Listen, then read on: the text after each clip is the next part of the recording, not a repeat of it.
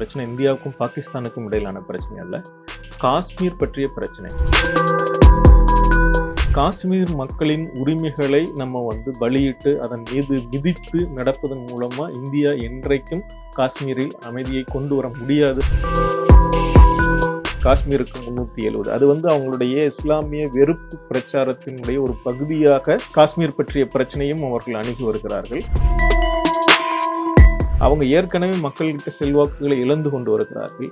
ஒரு தேசபக்தி பேச்சுக்களின் மூலமாக, தேசவெறி பேச்சுக்களின் மூலமாக தங்களுடைய செல்வாக்கை மீட்டெடுப்பதற்கான ஒரு அரசியல் நடவடிக்கையாகவும் இதை அவர்கள் பயன்படுத்தி கொண்டிருக்கிறார்கள். இப்படிப்பட்ட ஒரு போரின் மூலமாக எந்த விதமான அமைதியையோ நாம் வெற்றியையோ பெற முடியாது. அது ரொம்ப மோசமான போர். ஒரு நாட்டின் மீது, ஒரு மக்களின் மீதான இன அழிப்பு போர். சீனா இந்த தாக்குதலை கண்டிக்கிறாங்க. ஜப்பான் வருத்தம் அளிக்குதுன்னு சொல்றாங்க. தெற்காசிய பகுதிகளில் நீங்க அமைதியை கெடுக்கிற மாதிரி நடந்துக்கூடாதுன்னு சொல்றாங்க. வெளிநாட்டு சுற்றுப்பயணம் ஒன்றை மேற்கொள்கிறார். அவருக்கு உயிருக்கு ஆபத்து இருக்குதுன்னு அறிவித்ததுனால தான் நான் போனேன்னு சொல்றாங்க. அப்ப ஏன் பொதுமக்களுக்கு அந்த எச்சரிக்கையை ஏன் விடுக்கல? நாங்க ஜம்மு காஷ்மீர்ல அமைதியை திரும்ப கொண்டு வந்துட்டோங்க. எல்லாரும் யாரு வேணும்னாலும் காஷ்மீர் பகுதிகளுக்கு சுற்றுலா போகணும். இனிமே அங்க தீவிரவாதிகளே இல்லை அப்படின்னு திரும்ப திரும்ப சொல்லிக்கிட்டு இருந்தாங்க. அதில் அவர்கள் தோல்வி அடைந்து இந்த பச்சையான தோல்வியை ஒப்புக்கொள்ள வேண்டும். காஷ்மீரில் இருக்கிற முஸ்லீம்கள் மட்டும் இல்லை, நாடு முழுக்க இருக்கிற எல்லா முஸ்லீம்களும் இதற்கு பொறுப்பு இருக்கணும். முஸ்லீம்கள்னாவே இப்படிதான், முஸ்லீம் பயங்கரவாதம். இங்க ஒருத்தர் பேசுறாரு, ஒரு பாஜக கட்சி தலைவர் பேசுறாரு, முதலமைச்சர் வாயிலிருந்து இஸ்லாமிய பயங்கரவாதம் ஒழிகன் வரல. அது வரைக்கும் அவர் அப்படி சொல்லாத வரைக்கும் அவர் முதலமைச்சர் இஸ்லாமிய பயங்கரவாதத்துக்கு ஆதரவா இருக்கிறாருன்னு அர்த்தம் அப்படின்னு சொல்லிட்டு இருக்காங்க. யாருடைய மனைவி எல்லாம் பத்தினியும் அவங்களுக்கு எல்லாம் கடவுள் தெரிவாரு அப்படிங்கிற மாதிரிதான். உடனே எல்லாரும் சரி, நம்ம யாருக்கோ ஒருத்தருக்கு எதுக்கு நம்மளுடைய வீட்டுக்காரமா விட்டு கொடுக்கணும், வீட்டுக்காரியை விட்டு கொடுக்கணும், எல்லாரும் தேசபக்தி அப்படின்னு சொன்னோடனே எல்லாரும் கையை உயர்த்தி மோடி வாழ்க்கை அப்படின்னு சொல்றாங்க. டயலாக் தமிழ் நேயர்களுக்கு வணக்கம். இன்றைய தினம் நம்மோடு அரசியல் ஆய்வாளர் திரு தமிழ் காமராசன் இணைஞ்சிருக்காரு. வணக்கம் சார். வணக்கங்க. இந்திய ராணுவம் பாகிஸ்தானுடைய தீவிரவாத முகாம்கள் மீது தாக்குதல் நடத்தியிருக்காங்க. இது பற்றி உங்களுடைய முதற்கட்ட பார்வையை பதிவு பண்ணுங்க. பெஹல்காம் தாக்குதலுக்கு ஒரு பதில் நடவடிக்கையா இந்திய ராணுவம் பாகிஸ்தான்ல இருக்கிற 9 தீவிரவாத நிலையங்கள் மீது, கட்டுமானங்கள் மீது தாக்குதல் நடத்தி இருக்கிறதா சொல்லியிருக்காங்க. இப்போ இராணுவத்தினுடைய அறிக்கையவே நம்ம எடுத்து சொல்லணும்னு சொன்னால், பெரும்பாலும் ஊடகங்கள் அந்த அறிக்கையின் மீது கவனம் செலுத்தப்படலை. இந்திய இராணுவம் வெளியிட்டிருக்கிற அறிக்கையில் இது துல்லியமான தாக்குதல், தீவிரவாத கட்டுமானங்களை நோக்கிய தாக்குதல், பாகிஸ்தான் இராணுவத்தின் மீதான நடவடிக்கைகள் அல்ல அப்படின்னு சொல்லியிருக்காங்க. இதை எக்ஸ்பேண்ட் பண்ணுற அவங்களுக்கு உத்தேசம் இருக்கிறதா அவங்க சொல்லலை. ஒரு குறிப்பிட்ட தீவிரவாத தளங்கள் மீது நாங்கள் தாக்குதல் நடத்தியிருக்கோம், பாகிஸ்தான் இராணுவத்தின் மீது நாங்கள் எதிர்ப்பு நடவடிக்கை அதை செய்யலை அப்படிங்கிற விளக்கமும் சேர்த்து தான் அவங்க நேற்று கொடுத்துருக்காங்க. அதனால அதை அப்படிதான் பார்க்கணும்னு நான் நினைக்கிறேன். அரை நூற்றாண்டிற்கும் மேலாக இந்த பிரச்சனை நீடிச்சுக்கிட்டு இருக்கு. இதுக்கு இது வரைக்குமே எந்த ஒரு தீர்வுமே கிடைக்காம இருக்கு. இது பற்றி உங்களுடைய பார்வை என்ன? இந்திய ஒன்றியம் உருவாக்கப்பட்ட பொழுது, அதே போல பாகிஸ்தான் உருவாக்கப்பட்ட பொழுது, இந்த பிரச்சனை இந்தியாவுக்கும் பாகிஸ்தானுக்கும் இடையிலான பிரச்சனைன்னு பெரும்பாலான நேரங்களில் புரிஞ்சிட்டு இருக்காங்க. இந்த பிரச்சனை இந்தியாவுக்கும் பாகிஸ்தானுக்கும் இடையிலான பிரச்சனை அல்ல, காஷ்மீர் பற்றிய பிரச்சனை. காஷ்மீர் அந்த மாநிலத்தினுடைய உரிமை, அந்த மாநில மக்களுடைய உரிமைகள் பற்றிய பிரச்சனையா அது இருக்கு. இந்தியாவுடன் ஒரு சிறப்பு உடன்பாட்டின் வழியாக காஷ்மீர் இந்தியாவுடன் இணைந்தது. சில உரிமைகள் அவங்க கோரியிருந்தாங்க. அந்த உரிமைகளை எல்லாமே நம்ம கொடுக்கறதா சொல்லி ஒப்பந்தம் போட்டு தான் இந்திய ஒன்றியத்தோட அவங்க இணைஞ்சாங்க. ஆனால் அதற்கு மாறாக 1953 அவர்களுக்கு கொடுக்கப்பட்ட அத்தனை உரிமைகளும் பறிக்கப்பட்டன. அதை தொடர்ந்து பல வேலைகளில் இன்னும் இருப்பதெல்லாம் பறிக்கப்பட்டன. இன்றைய நிலையில் அந்த மாநிலமே 3 பகுதிகளாக கொண்டாடப்பட்டிருக்கின்றன. யூனியன் பிரதேசங்களா, யூனியன் டெரிட்டரிஸா இருக்காங்க. இன்னும் சொல்ல போனா அவங்களுக்கு இப்ப காவல்துறை கூட அவங்க கட்டுப்பாட்டுல இல்லை. எல்லா பொறுப்புகளும் ஒன்றிய அரசாங்கத்தின் கீழே தான் இப்ப இருக்கு. இப்படிப்பட்ட ஒரு சூழலில் ஒரு மாநிலத்தை வைத்திருப்பதால் எந்த பிரச்சனைகளையும் தீர்க்க முடியாது அப்படிங்கிறது தான் இதுவும் காட்டுது. ஏன்னா இந்த நடவடிக்கைகள் எல்லாம் மேற்கொண்டதற்கு ஒன்றிய அரசாங்கம், நமது பிரதமர் மோடி அவர்களும் உள்துறை அமைச்சர் அவர்களும் சொன்ன காரணங்கள் என்னன்னா, நாங்கள் பாகிஸ்தானில் அமைதியை கொண்டு வருவதற்காக தான் இத்தகைய நடவடிக்கைகளை மேற்கொண்டிருக்கோம் அப்படின்னு சொன்னாங்க. அதற்காக தான் செய்ய போறோம் அப்படின்னு சொன்னாங்க. ஆனால் இவ்வளவு செஞ்ச பிறகும் அங்க பிரச்சனைகள் இருக்குது அப்படின்னு சொன்னா இந்த மாதிரியான நடவடிக்கைகள் பிரச்சனைகளை தீர்க்காது அப்படிங்கிறது தெரியுது. காஷ்மீர் மக்களின் உரிமைகளை நம்ம வந்து பலியிட்டு அதன் மீது மிதித்து நடப்பதன் மூலமா இந்தியா என்றைக்கும் காஷ்மீரில் அமைதியை கொண்டு வர முடியாது அப்படிங்கிறத இந்திய மக்களாகிய நாம் உணர்ந்து கொள்ள வேண்டிய தருணம் அப்படின்னு நான் நினைக்கிறேன். ஆனா ஒருவேளை நமக்கு தேவை ஏற்பட்டா நம்முடைய அரசியலமைப்பு சட்டப்படி சில திருத்தங்களை மேற்கொள்ளலாம் தானே. அந்த வகையில தான் அவங்க 370வது பிரிவை நீக்கி இருக்காங்க. காமன் சிவில் கோட் கொண்டு வர முயற்சி பண்றாங்க. இதை எப்படி பாக்குறீங்க? 370வது பிரிவை நீக்கல. 370வது பிரிவுல இருக்கிற சரத்துகள் நீக்கியிருக்காங்க. 370வது பிரிவை நீக்க முடியாது. ஏன்னா அது ஒரு சிறப்பு அந்தஸ்தா வந்து ஒரு ஒப்பந்தத்தின் அடிப்படையில கொடுக்கப்பட்ட ஒன்று. ஒண்ணு. சில நடவடிக்கைகளை மேற்கொள்ளலாம். அதெல்லாம் சரிதான் வந்துட்டு. அது வந்து ஒரு ஒப்பந்தத்த நம்ம வந்து அவங்க நம்மளோட இணைக்கிற நடவடிக்கையை மேற்கொண்டு முழுமையான அளவுல இணைஞ்ச பிறகு இந்திய ஒன்றியத்திற்குள், இந்திய அரசமைப்புக்குள் முழுமையாக ஒன்றிணைந்த பிறகு அத நம்ம செய்றதுங்கிறது வேற ஒண்ணு. ஆனா இப்ப அப்படி இல்ல. அவங்களுக்கு ஒரு தனியான ஒப்பந்தத்தின் கீழ அவங்க இணைந்த அந்த அந்தஸ்தின் கீழ நம்ம அவங்கள வச்சிருக்கோம். இது இது பிரச்சனைன்னு நெனைக்கிறேன். இதுல வந்து என்ன சிக்கல் ஆகுதுன்னு சொன்னா, யாருடைய நலன்களுக்காக? மக்களுடைய நலன்களுக்கு. இந்திய நாட்டு மக்கள் இருக்காங்க. காஷ்மீர் மக்கள் இருக்காங்க. இந்த மக்களுடைய நலன்களுக்காக நம்ம இதையெல்லாம் செய்ய போறோமா? இல்லைன்னா வந்து இப்ப இந்த காஷ்மீரோட 370வது பிரிவு நீக்கப்பட்ட பொழுது நம்முடைய ஊடகங்கள் எல்லாம் வலதுசாரிகள் வந்து பேசினாங்க. நாங்க இனிமே காஷ்மீர்ல போய் சுதந்திரமா ஆப்பிள் பழத்த பறிச்சு சாப்பிடுவோம். அங்க நிலத்த வாங்குவோம். எது வேணாலும் செய்வோம். அப்படின்னு ஒரு சில முதலாளிகள், பெரும் முதலாளிகள் இவர்களுடைய நலன்களுக்காக பேசப் போகிறோமா? அப்ப அது மக்கள் வளர்ச்சிக்காக இல்லாம ஒரு அரசியல் நகர்வா தான் பாக்குறீங்களா? ஆமா. அது வந்து வலதுசாரி இயக்கங்கள் ரொம்ப நீண்ட காலமாக சொல்லி வருகின்ற ஆர்எஸ்எஸும் சரி, அதனுடைய அரசியல் கட்சிகளும் சரி, ரொம்ப நீண்ட காலமாக சொல்லி வருகிற ஒன்றுதான் வந்து இங்க வந்து காஷ்மீருக்கு 370. அது வந்து அவங்களுடைய இஸ்லாமிய வெறுப்பு பிரச்சாரத்தினுடைய ஒரு பகுதியாக காஷ்மீர் பற்றிய பிரச்சனையும் அவர்கள் அணுகி வருகிறார்கள். அவங்களுடைய லட்சியங்கள்ல ஒண்ணு அவங்க அறிவிச்சுக்கிட்டு செய்யக்கூடிய ஒன்றுதான். 370 மட்டுமல்ல, 370க்கு அப்புறம் 371 இருக்கு, 72 இருக்கு. இப்படி சிறப்பு பிரிவுகள் பல இருக்கு. வடகிழக்குலாம் அப்படிதான் நம்மோட இணைக்கப்பட்டிருக்காங்க. சரிங்களா? அதனால வந்து காஷ்மீருக்கு மட்டும் அப்படியான சிறப்பு அந்தஸ்து அல்ல. வடகிழக்கு மாநிலங்களுக்கும் அத்தகைய சிறப்பு அந்தஸ்துகள் இருக்கு. இன்னும் சொல்லப்போனா வந்து இந்திரா காந்தி அம்மையார் ஆட்சி காலத்தில் இணைக்கப்பட்ட பூட்டான், அந்த பகுதிகளுக்குமே நம்ம வந்து சில பகுதிகளுக்கு சிறப்பு அந்தஸ்து பகுதிகளை வந்து சிக்கிம் பகுதி, சரி தவறா சொல்லிட்டேன். சிக்கிம் பகுதிகளுக்குமே அந்த மாதிரியான சிறப்பு அந்தஸ்து பகுதிகளை தான் நம்ம கொடுத்து வச்சிருக்கோம். ஒருவேளை இதே நிலைமை நீடிச்சதுன்னா, இந்தியாவுக்கும் பாகிஸ்தானுக்கும் போர் ஏற்படக்கூடிய சூழல் ஏற்படுது அப்படின்னு வச்சுக்கிட்டோம்னா, இந்தியாவுக்கு பொருளாதார ரீதியாக எந்த மாதிரியான தாக்கங்கள் ஏற்படும்? போர் வந்து ஏற்படுமா, ஏற்படாதான்னு ஊகிக்க முடியுமான்னு எனக்கு தெரியல. போர் ஏற்படக்கூடிய சாத்தியங்கள் இருக்கு. ஆனா இந்தியாவும் கூட போருக்கான அவங்களுடைய இந்த ஊடகங்கள்ல வெளிப்படுற அல்லது சமூக ஊடகங்களில் வலதுசாரிகள் பேசிக் கொண்டிருக்கிற மொழிகளை தாண்டி போய் உண்மையான நிலவரத்தை பார்த்தோமானால், போர் அப்படிங்கிறது போரிட இவங்களும் தயாரா இல்ல.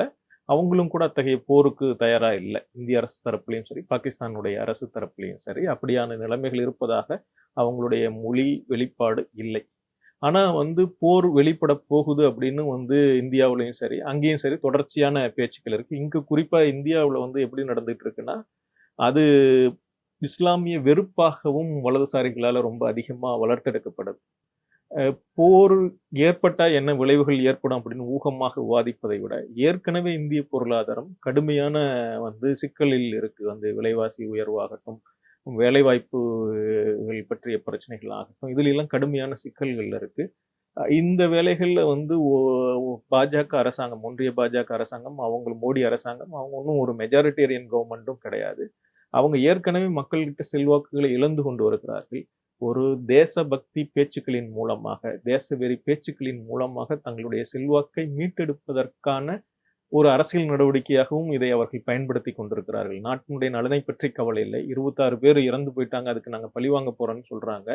ஆனா அந்த 26 பேர் மேல அவங்களுக்கு கவலை இருக்கா இல்லையான்னு எனக்கு தெரியல. ஏன்னா வந்து காஷ்மீர்ல 26 பேர் இறந்து போயிட்டதுக்காக வந்து நடவடிக்கை எடுக்கிறதா சொல்றாங்க. சத்தீஸ்கர் மாநிலத்தில் மாதம்தோறும் 26 பேர் இறந்துகிட்டு இருக்காங்க. இன்னைக்கு வந்து 22 பேரை வந்து நக்சலைட்னு சொல்லி கொண்டிருக்கிறதா சொல்றாங்க. பேலாபேடி அப்படிங்கிற ஒரு புகழ்பெற்ற அந்த பகுதிகளில் வேலை செய்யக்கூடிய மனித உரிமை ஆர்வலர் அவங்க சொல்றாங்க, பெரும்பாலும் வந்து பழங்குடி மக்கள் தான் இந்த மாவட்ட, அதாவது டிஸ்ட்ரிக்ட் ரிசர்வ் கார்ட்ஸ்னால நக்சலைட்டுகள் அப்படின்னு மாவோயிஸ்டுகள் அப்படின்னு முத்திரை குத்தப்பட்டு கொல்லப்படுகிறார்கள், அவர்கள் பல வகைகளில் துன்புறுத்தப்படுகிறார்கள் அப்படின்னு அவங்க தொடர்ச்சியா பேசிட்டு இருக்காங்க. ஏற்கனவே 300க்கும் மேற்பட்ட மனித உரிமை அமைப்புகள், 200க்கும் மேற்பட்ட நாட்டினுடைய தலை சிறந்த அறிஞர்கள் எல்லோரும் கையொப்பமிட்டு குடியரசுத் தலைவருக்கு ஒரு கடிதத்தை அனுப்பியிருக்காங்க. நாட்டில் மற்ற அரசியல் கட்சிகளும் அதை ஆதரிக்கிறாங்க. இந்த போரை உடனடியாக சத்தீஸ்கரில் நடந்து கொண்டிருக்கிற ஒரு இதை வந்து இராணுவ நடவடிக்கையை உடனடியாக நிறுத்தணும். நீங்க அவங்க வந்து மாவோயிஸ்டுகள் நாங்க ஒரு அமைதி பேச்சுவார்த்தைக்கு தயாரா இருக்கிறோம் அப்படின்னு அறிவிச்சிட்டாங்க. நீங்களும் அமைதி பேச்சுவார்த்தைக்கு வரணும் அப்படின்னு வந்து அழைப்பு விடுத்திருக்காங்க. ஆனா இப்பொழுதும் கூட அவங்க வந்து தொடர்ச்சியா இப்படி ராணுவ நடவடிக்கைகளை மேற்கொள்றாங்க. காஷ்மீரில் கொல்லப்பட்ட 26 உயிர்கள் எவ்வளவு முக்கியமானதோ அதே போலதான் பழங்குடி மக்களுடைய உயிர்களும். அவங்களும் சாதாரண குழந்தைகள். அதே போலதான் பாகிஸ்தான்ல இவங்க இன்னைக்கு தீவிரவாத கட்டுமானங்களின் மீதான தாக்குதல் சொல்றாங்க. மற்ற நம்ம இந்திய ஊடகங்களை தவிர்த்து விட்டு உலகளாவிய ஊடகங்கள் தரக்கூடிய செய்திகளை எல்லாம் பார்த்தோம்னா, ஒரு சின்ன குழந்தைகள் எல்லாம் வந்து அந்த தாக்குதலுக்கு இலக்காயிருக்காங்க. சாதாரண பொதுமக்கள் அந்த இதுல கொல்லப்பட்டிருக்காங்க அப்படின்னு தெரியுது, கண்கூட தெரியுது. இப்படிப்பட்ட ஒரு போரின் மூலமாக எந்த விதமான அமைதியையோ நாம் வெற்றியையோ பெற முடியாது. அமைதியையும் பெற முடியாது, வெற்றியையும் பெற முடியாது. அதைவிட இந்த ஆளும் தரப்பினர் அவர்கள் வந்து ஓட்டாண்டியாக போயிருப்பதை, சமூக பிரச்சனைகளை தீர்க்க முடியாமல் போயிருப்பதை, நாட்டினுடைய நல பிரச்சனைகளை தீர்க்க முடியாமல் போயிருப்பதை, நாட்டினுடைய பாதுகாப்பு பிரச்சனைகளுக்கு உரிய முக்கியத்துவம் தர முடியாமல் போயிருப்பதை மறைத்துக் கொள்வதற்காகத்தான் இப்படியான போர்க்கூச்சலை அவர்கள் இடுகிறார்கள். உலகம் முழுக்க போர் அங்கங்க நடந்துட்டு தான் இருக்கு. உதாரணமா உக்ரைனுக்கும் ரஷ்யாவுக்கும் போர் இருந்தது, பாலஸ்தீனத்துக்கும் இஸ்ரேலுக்கும் போர் இருந்தது. இப்ப இந்தியாவுக்கும் பாகிஸ்தானுக்கும் போர் வர சூழல் இருக்குன்னு நம்ம எடுத்துக்கலாம்னு வச்சுக்கோங்களேன். அதே நேரத்துல இத உலக நாடுகள் அல்லது ஐநா சபை எப்படி இதை பாக்குறாங்க? பாலஸ்தீனத்துக்கும் இஸ்ரேலுக்கும் நடந்து கொண்டிருப்பது ஒரு போர் நம்ம சொல்றோம். ஆனா காசா மீதான, பாலஸ்தீனத்தின் மீதான இன அழிப்பு போரை வந்து இஸ்ரேல் நடத்தி கொண்டிருக்கிறது. ஏறக்குறைய ஒரு சர்வதேச சமூகம் வந்து அது ரொம்ப அமைதியா பார்த்துக்கிட்டு இருக்கு.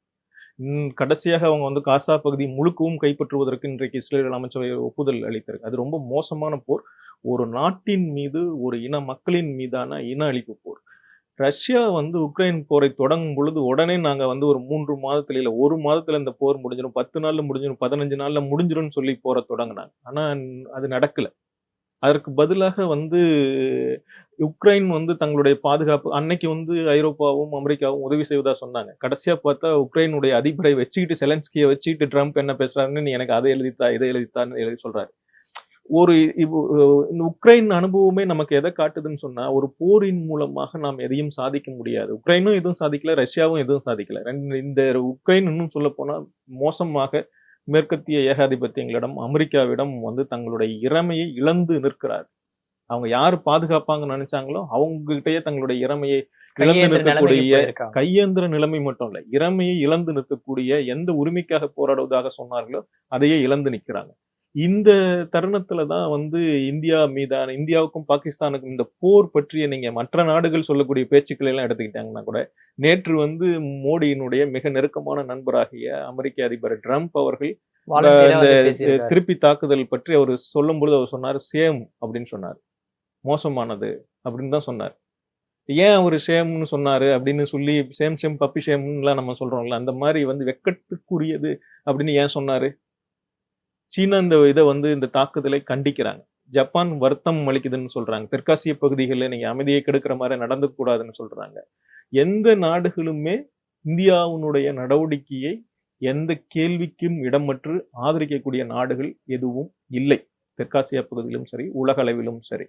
எல்லோருமே வந்து அவங்க என்ன சொல்றாங்க, ஏன் அந்த மாதிரியான நிலைமைக்கு ஆளாயிருக்காங்கன்னு சொன்னா, உள்துறை அமைச்சர் சொல்றாங்க, எங்ககிட்ட சான்றுகள் இருக்கு, இவங்க தான் தீவிரவாதிகள், இந்த பகுதியில இருந்து தான் வந்து தாக்குதல் நடத்தினாங்கன்னு சொல்றாங்க.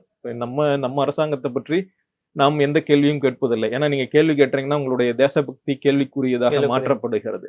ஆனா அப்படி உங்ககிட்ட தகவல்களும் இதுவும் இருந்தா ஏன் நீங்க ராஜதந்திர ரீதியான நடவடிக்கைகள் எடுக்கவில்லை? அவங்க பாகிஸ்தான் ஏற்கனவே வந்து நாங்க ஒரு சர்வதேச உயர்மட்ட விசாரணைக்கு ஒத்துழைப்பு நல்குகிறோம்னு சொல்றாங்க. நீங்க பாகிஸ்தான் மேல நம்பிக்கை இல்லாட்டி கூட பரவாயில்ல, ஏன் ஐநா கிட்ட போய் விவரங்களை அளித்து இந்த மாதிரி அவங்க பகுதிகளினார்தான் தாக்குதல் ஈடுபட்டாங்க, அவங்க எங்க கிட்ட ஒப்படைக்கணும்னு ஏன் நீங்க கேட்க மாட்டேங்கிறீங்க? எதுவுமே எந்த ராஜதந்திர நடவடிக்கைகளுமே இல்லாமல் நேரடியாக ஒரு போர் பற்றி அந்த பேச்சு இருக்கிறது அல்லவா? எப்படி பல கேள்விகளுக்கு அவங்க கிட்ட விடையே இல்லை. நீங்க ஏற்கனவே வந்து பதன்கோட் தாக்குதல் ஆகட்டும், புல்வாமா தாக்குதல் ஆகட்டும், வந்து பழைய முன்னாள் காஷ்மீர் ஆளுநர் ஆகிய சத்யபால் மாலிக் வந்து அப்பயே சொன்னார், இதெல்லாம் வந்து அவங்களுடைய தவறை விட இவங்களுடைய தவறு தான் ஹெலிகாப்டர் கூடுதலா இருக்கு, கேட்டிருந்தோம் ஆனா ஹெலிகாப்டர் கொடுக்கல. கொடுக்கல. இவங்க தான் அரசாங்கத்துக்கு தெரியும். இதே மாதிரி தான் இப்பயும் நடந்திருக்கு. ஏன் வந்து அந்த தாக்குதல் நடப்பதற்கு ஒரு சில அன்னைக்கு போயிருக்க வேண்டிய, காஷ்மீருக்கு போயிருக்க வேண்டிய பிரதமர் அவர்கள் காஷ்மீருக்கு போகாமல் வெளியில போறார். ஒரு வெளிநாட்டு சுற்றுப்பயணம் ஒன்றை மேற்கொள்கிறார்.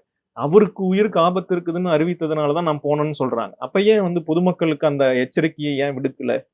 இந்த பகுதிகளில் பிரச்சனை இருக்குதுன்னா ஏன் அந்த காவல்துறையை வந்து ஒன்றிய அரசின் கட்டுப்பாட்டின் கீழ் இருக்கக்கூடிய ஜம்மு காஷ்மீர் காவல்துறையை, துணை ராணுவ படைகளை, ராணுவ படையை வந்து அலர்ட் செய்யல, எச்சரிக்கையா இருக்க வைக்கல?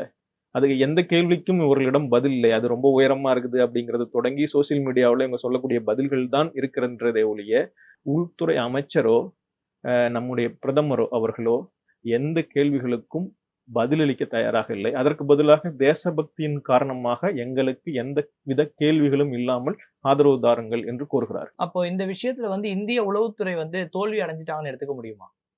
இந்திய உளவுத்துறை மட்டுமல்ல, இப்போ வந்து உள்துறை, நாட்டினுடைய பாதுகாப்பு துறையும் சரி, உள்துறையை கையில் வைத்திருக்கக்கூடிய அமித்ஷா அவர்கள் குறிப்பாக காஷ்மீரை தங்களின் கட்டுப்பாட்டின் கீழ் வைத்திருக்கக்கூடிய ஒன்றிய அரசாங்கம் முழுக்க தோல்வி அடைந்துள்ளது. அது எதைக்கு வந்து கோரியதோ, எது வந்து தங்களுடைய வெற்றி என கருதியதோ என்று வெற்றி என தேர்தலில் பிரச்சாரம் செய்து வெற்றி பெற்றார்களோ, நாங்க ஜம்மு காஷ்மீர்ல வந்து அமைதியை திரும்ப கொண்டு வந்துட்டோங்க, எல்லாரும் யாரு வேணும்னாலும் காஷ்மீர் பகுதிகளுக்கு சுற்றுலா போகணும், இனிமே அங்க தீவிரவாதிகளே இல்லை அப்படின்னு திரும்ப திரும்ப சொல்லிக்கிட்டு இருந்தாங்க. அதில் அவர்கள் தோல்வி அடைந்து, இந்த பச்சையான தோல்வியை ஒப்புக்கொள்ள வேண்டும். பிரச்சனைகளை தீர்ப்பதற்கு பிரச்சனைகளுக்கு முகத்திற்கு முகம் கொடுக்க தயாராக இருக்க வேண்டும்.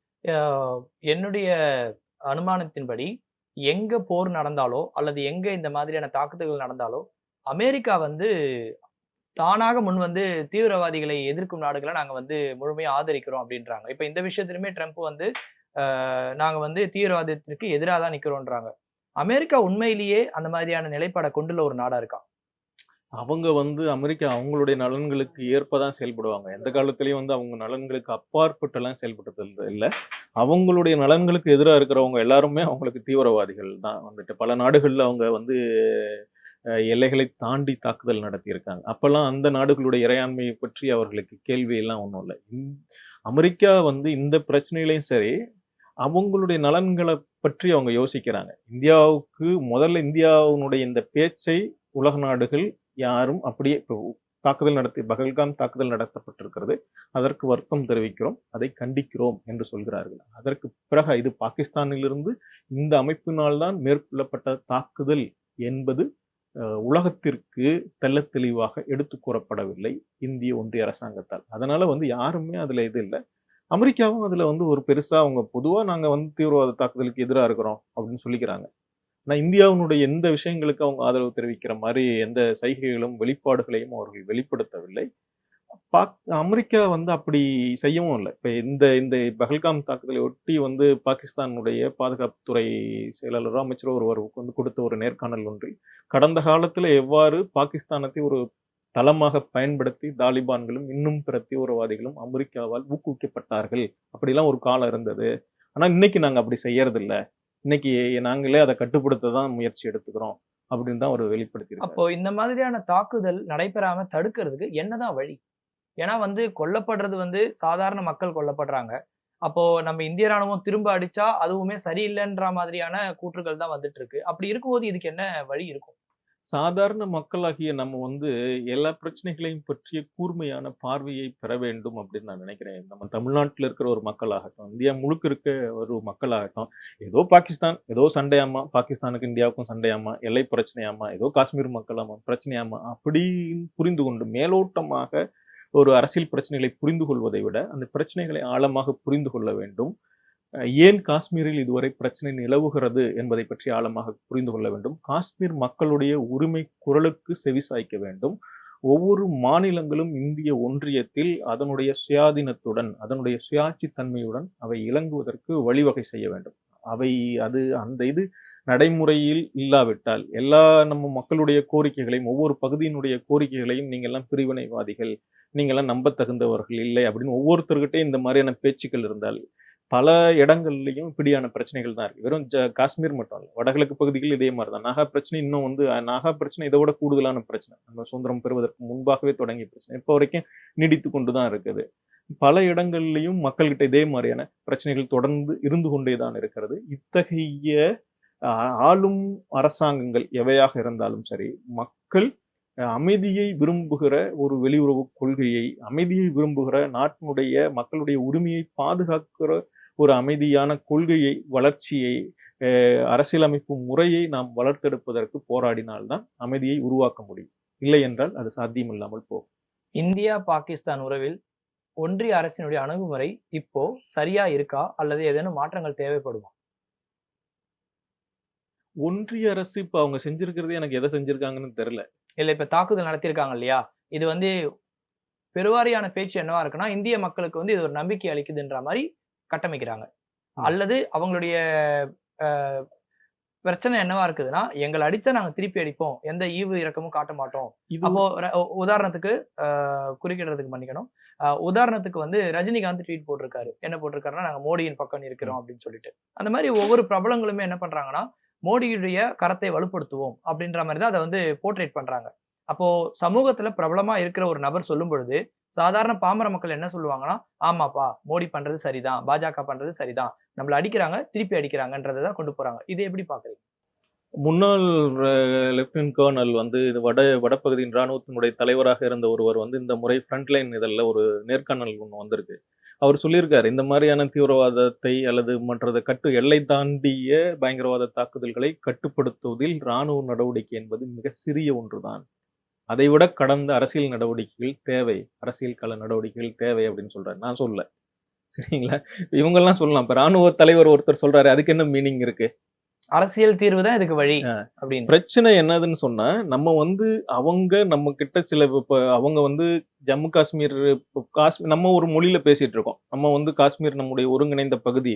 ஆகவே வந்து காஷ்மீர் காஷ்மீருக்காக பாகிஸ்தான்ல இருந்து தீவிரவாதிகளை தூண்டிவிட்டு காஷ்மீரை துண்டாடுறதுக்கு முயற்சி பண்றாங்க. அவங்க ஏற்கனவே ஒரு பகுதியை கைப்பற்றி வைத்திருக்கிறார்கள் அப்படிங்கிறது நம்மோட வெர்ஷன். அவங்க அதுக்கு பேர் ஆசாத் காஷ்மீர்னு வச்சிருக்காங்க. காஷ்மீர் வந்து இந்தியா கிட்ட போகல, காஷ்மீர் சுதந்திரமா இருக்கணும், அதுதான் அவங்களுடைய விருப்பம், காஷ்மீர் மக்களுடைய விருப்பம் அப்படிங்கிறது அவங்களுடைய வாதம். நீங்க இந்தியாவோடு ஒருங்கிணைந்து இருக்கிறது தான் எங்களுடைய. நீங்க இப்போ பாகிஸ்தான் நாங்க பிரச்சனைகளை தலையிடல. பாகிஸ்தான் பகுதியா இன்னைக்கு ஆட்சிக்குள்ளார இருக்கிற பகுதியா அந்த பகுதி இருக்கு. நம்ம வந்து காஷ்மீர் பிரச்சனையை பற்றி காஷ்மீர் மக்களுடன் பேசணும். நீங்க எதுக்கு எங்க கிட்ட இருந்து பிரிஞ்சு போகணுமோ அல்லது நீங்க எதை இழந்து விட்டதாக நினைக்கிறீங்க, உங்களுக்கு என்ன தேவையா இருக்குங்கிறத நம்ம அவங்க கிட்ட பேசணும். அதே போல பாகிஸ்தானுடனும் பேசணும். காஷ்மீர் எங்களுடைய பகுதி, நீங்க அதுல தலையிட வேண்டிய அவசியம் எதுவும் இல்லை, காஷ்மீர் மக்களுடைய உரிமைகள் இங்கு பாதுகாக்கப்படும் அப்படின்னு சொல்லணும். ஆனா நடக்கிறது என்ன நடக்குது? இதுக்கு நேர்மாறா நடக்குது. வந்து காஷ்மீர்ல ஒரு தாக்குதல் ஒரு பயங்கரவாத தாக்குதல் நடக்குது. 26 சுற்றுலா பயணிகள் கொல்லப்படுறாங்க. உடனே நாடு முழுக்க என்ன நடத்தப்படுது? காஷ்மீரில் இருக்கிற முஸ்லிம்கள் மட்டும் இல்ல, நாடு முழுக்க இருக்கிற எல்லா முஸ்லிம்களும் இதற்கு பொறுப்பு இருக்கணும்.